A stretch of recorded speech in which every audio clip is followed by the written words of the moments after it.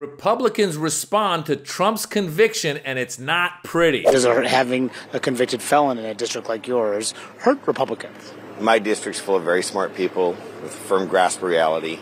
They can smell bull. So no issues nominating a convicted felon? I have no issues in supporting Donald Trump for president of the United States. I mean, you're running with the convicted felon at the top of your ticket. A tainted process, not the same. And a lot of my constituents were focused on the fact of the trial not being fair, the process not being fair, and they're upset and they're angry. Just in case you missed it, yes, Donald J. Trump was convicted on all 34 counts, and Republicans were not happy at all. Watch. Soros DAs, 15,000 district attorney's office, God knows how many state judges, destroying our federal election system, influencing how we elect the president of the United States. And if we have a pathway to bring it to the Supreme Court, even though it's rarely used, and by God, we use it. We use every legal quiver that we possibly can muster. Well, that guy's angry. That's how Fox News reacted. Let's see how Trump supporters reacted. So I'm not taking this conviction very well, as you could tell. He got convicted on all charges, and you know, at this point, we're going to give it to God. God is in control, and he's going to appeal the decision. It's probably going to go up to the Supreme Court. I feel like there's some things that the judge was not fair on, and I think that that's going to be considered in the appeal. Jesus Christ. Well, there's no way that Trump's convictions should get directly appealed to the Supreme Court, but with justices like these, you never know. Now they're fighting like hell because they want to try and get a guilty plea from the Supreme Court of the United States, which I can't imagine because you have presidential immunity. So I want to just thank the 6 Supreme Court justices, Clarence Thomas, Samuel Alito, John Roberts, Brett Kavanaugh, Neil Gorsuch, and Amy Coney Barrett for the wisdom and the courage they showed on this long-term, very contentious issue. I was very honored with the Supreme Court because, and this isn't about me, this is about the presidency. They have to do the immunity thing because if you don't, a president will not be able to be a president. There you have it, folks. The Republicans lost the 2020 election, but they didn't accept it. Then they appealed that loss to several courts, screaming fraud, and the courts found that there was no fraud. They wouldn't accept it. And now here we are, Donald Trump found guilty on all 34 charges on this case, and they're not accepting it. So what we've learned is Republicans will not accept anything when they lose. Kari Lake in Arizona lost, did not accept it. Donald Trump was also found to have been guilty in the sexual assault case with E. Jean Carroll. Republicans did not accept it. So if you're trying to teach your kids responsibility, don't have them watch any of these Republicans that are supporting Donald Trump and saying that he's not guilty and that it was all fixed, and they're coming up with all kinds of excuses, bending over backwards to say that he was not guilty in this hush money trial in New York City, when anybody with an ounce of any common sense knows that Donald Trump was behind paying Stormy Daniels in order to keep her quiet, because just to reiterate what was going on at the time, the Access Hollywood tapes had just come out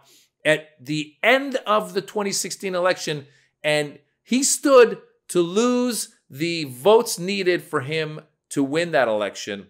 And so what did they do? They paid Stormy Daniels to be quiet, because if she had come out at that point and said, yes, I had an affair with him while he was married, and then he's trying to pay me to be quiet, and then there was the other affair that he had. If those things came out, it's possible that some of his evangelical base or some of his other base would have decided not to vote for him. And let's remember, the margins were close in the 2016 loss that Hillary had to Donald Trump. So anyone with common sense knows that Donald Trump was guilty in this hush money case. They go to court, they get a jury. The jury is agreed upon by his lawyers as well as the prosecutors. They vet out the jury, they present their case, and the jury comes back and says, yes, guilty on all 34 counts. It wasn't like they said, oh, he's guilty on 17 of the 34, or he's guilty on, 22 of the 34. All 34 counts. They sat there in that room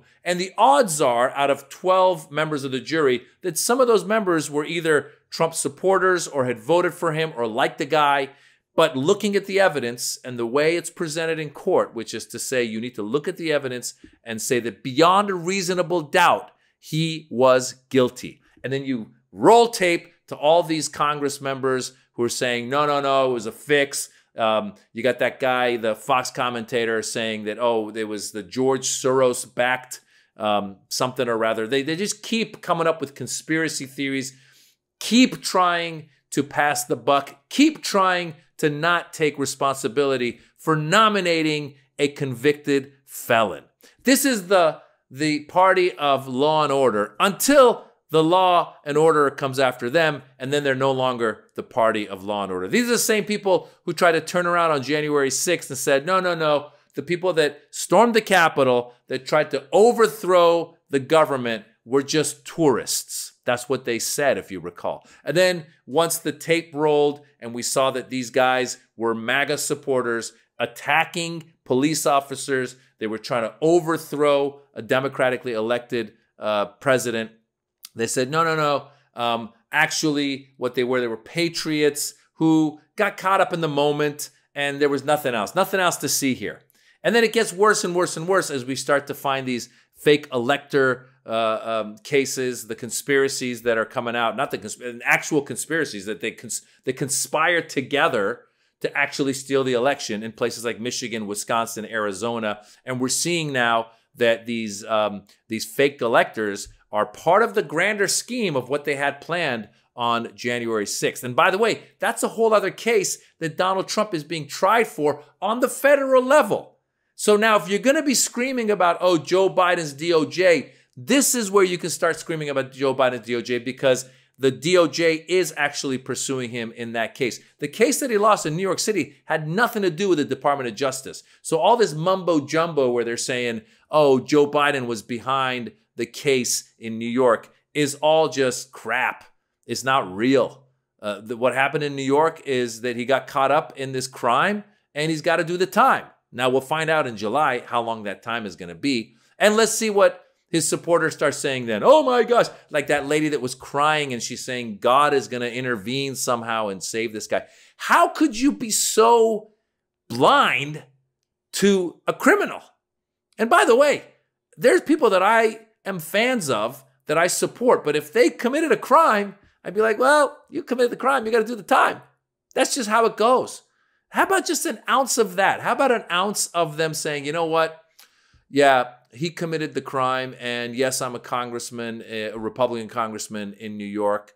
A jury found him guilty, and he's guilty. How about just saying that, and then saying, but I'm comfortable voting for a convicted felon? How about just saying that? There's no truth, there's no honesty, it's all spin. If you are in the constituency of any of these members of Congress who are not admitting to the fact that Donald Trump was fairly convicted, you should definitely hold their feet to the fire and consider not voting for them, because they're lying to you right in front of your face. And who knows what else they're lying to you about. By the way, the Republican Congress right now has not gotten much done. So again, if you're in these districts, you should look at what your people that you voted for have done for you and reconsider who you're going to vote for. So all of that to say, we're in this situation where one party will not admit, and one party, by the way, already, let's think about Donald Trump, not holding him accountable. He's been impeached twice, but then once it went to the Republican Senate at the time, they would not convict. Even Mitch McConnell famously, after January 6th, he said the court's got to handle this. And in the most recent case where Jack Smith was going after Donald Trump and Donald Trump said, I have immunity, then his lawyers were saying that Congress needs to hold him accountable for January 6th. So who is it? Is it Congress or is it the courts? And now they've already gotten rid of Congress's effectiveness in trying to tame Donald Trump or mete out any kind of penalties or whatever it is, convict him. And now they're trying to get rid of the effectiveness of the courts because they're now saying don't believe in the courts either. They want us to not believe in any branch of our government. They want to give all power to Donald Trump. And why is that? Let's go to the why. The why is because they want to keep doing things like they did with Roe versus Wade.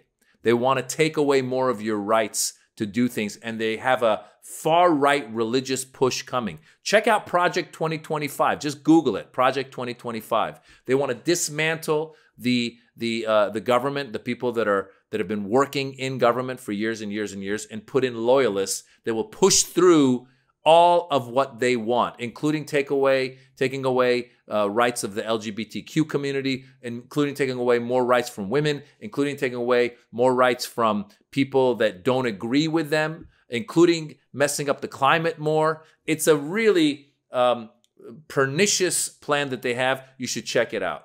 And what is the icing on all of this cake is those last few clips we saw where Donald Trump really has some allies in the Supreme Court who have now just become political hacks.